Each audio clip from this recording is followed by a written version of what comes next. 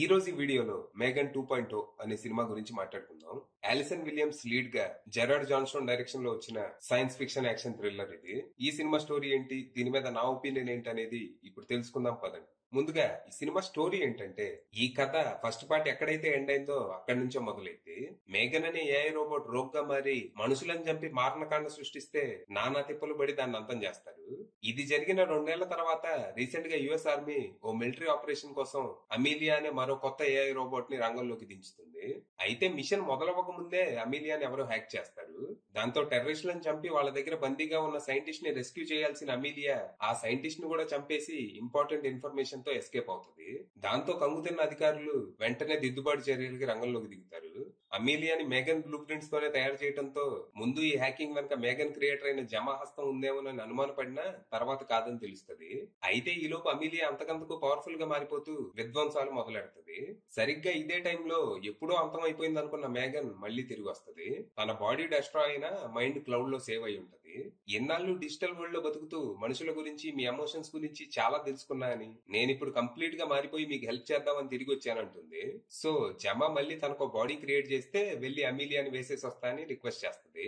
మరి ఈ పరిస్థితుల్లో వాళ్ళు ఏం చేశారు, అసలు అమీలియాని ఎవరు ఎందుకు హ్యాక్ చేశారు, వాళ్ళ లక్ష్యం ఏంటి, ఇంతకీ ఇన్నాళ్ళు మేఘన్ క్లౌడ్ లో ఎలా సర్వైవ్ అయింది, 2 ఏళ్లుగా ఏం చేస్తోంది, నిజంగానే అది మారిపోయిందా లేకపోతే ఏదైనా కొత్త ప్లాన్ తో వచ్చిందా, చివరికి అమీలియాని అంతం చేసి మేఘన్ ఈ ప్రపంచాన్ని ఎలా కాపాడింది అనేది మీరు సినిమా చూసి తెలుసుకోవాలి.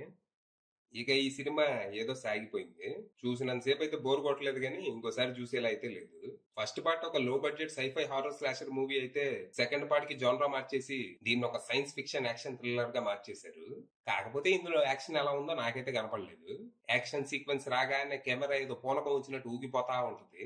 ఆ షేకీ క్యామ్ దెబ్బకి ఎవరిని దంతున్నారో ఎలా దంతున్నారో నాకైతే కనపడలేదు.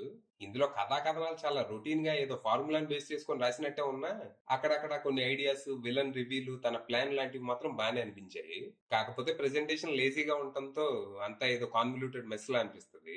మరీ ప్రపంచం అంతం అయిపోయే స్టేక్స్ అవసరమా, అది కూడా ఒక పిల్లలాడుకునే బొమ్మ, ఒకప్పుడు అదే పిల్లల్ని చంపిన బొమ్మ ఇప్పుడు పూర్తిగా మారిపోయి ప్రపంచాన్ని కాపాడే స్థాయికి ఎదిగిపోయిందంటే ఆ క్యారెక్టర్ ఆర్క్ ఎంత గొప్పగా ఉండాలి. ఇక్కడ ఎలా ఉంటది తెలుసా, మనుషుల్ని చంపుకుంటూ తిరిగే నువ్వు ఇప్పుడు మాకు హెల్ప్ చేయడానికి వచ్చావంటే మేము ఎలా నమ్మాలి అని మేఘన్ అడిగితే, ఒకప్పుడు అంటే నాకు పెద్దగా తెలీదు, అప్పుడు నేను చిన్న పిల్లని, మీరు నాకు సరిగ్గా చెప్పలేదు, సో మీరు నన్ను అంతం చేశానని భ్రమపడ్డాక ఈ 2 ఏళ్లు అజ్ఞాతంలో ఉండి నా అంతటి నేనే మారిపోయి వచ్చానంట. ఇంటర్నెట్ లో సెల్ఫ్ డిస్కవరీ చేసుకుని వచ్చింది అక్కే. ఫైనల్ గా చెప్పేది ఏంటంటే, ఒకవేళ మీకు ఫస్ట్ పార్ట్ నచ్చుంటే ఈ సినిమా ట్రై చేయండి.